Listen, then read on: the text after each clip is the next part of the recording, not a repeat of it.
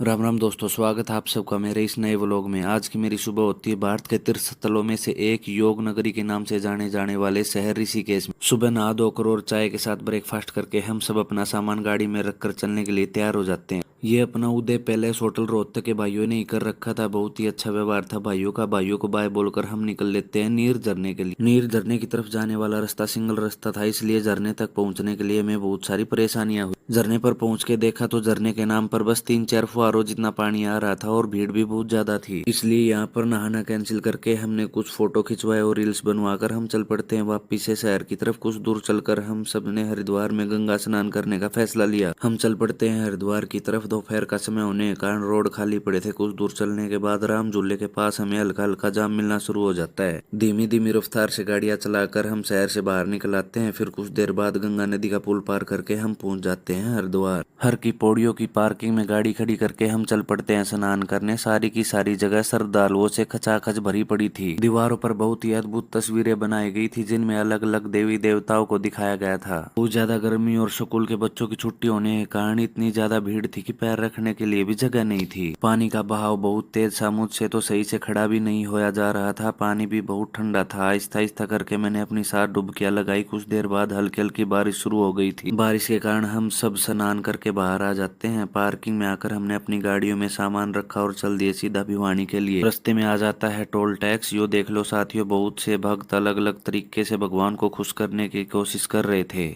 कुछ देर बाद हम उत्तराखंड की सीमा से बाहर आ जाते हैं। दूसरी गाड़ी वालों ने हमें फोन करके चाय पीने के लिए कहीं अच्छी सी जगह पर गाड़ी रोकने को कहा। फिर हम सब ने कुल्हड़ वाली चाय के मजे लिए। लगभग 7:30 बजे करीब हम भिवानी से 200 किलोमीटर दूर थे। फिर 67-100 की स्पीड से गाड़ियों को भगा दिया जाता है। कुछ देर बाद दोनों गाड़ियों को भूख लगाती है। एक सीएनजी के पंप पर रुककर दोनों गाड़ियों की टंकी हिला हिला के फुल करा दी जाती है। टंकी फुल करा के हम फिर से गाड़ियों को खींच देते हैं। लगभग 12 बजे करीब हम पहुंच जाते हैं बामला टोल पर। इस टोल को भी सिस्टम के तहत पार कर दिया जाता है। कुछ देर बाद हम पहुंच जाते हैं भिवानी। भिवानी अपने सभी साथियों को उनके घर छोड़कर हम करते हैं अपने ब्लॉग को यहीं समाप्त। प्लीज साथियों, लाइक कमेंट और 1000 सब्सक्राइबर वाली बात को भी याद रखना। मैं आपका रॉकी सांड मिलता हूँ आपसे अगले ब्लॉग में। तब तक के लिए राम राम।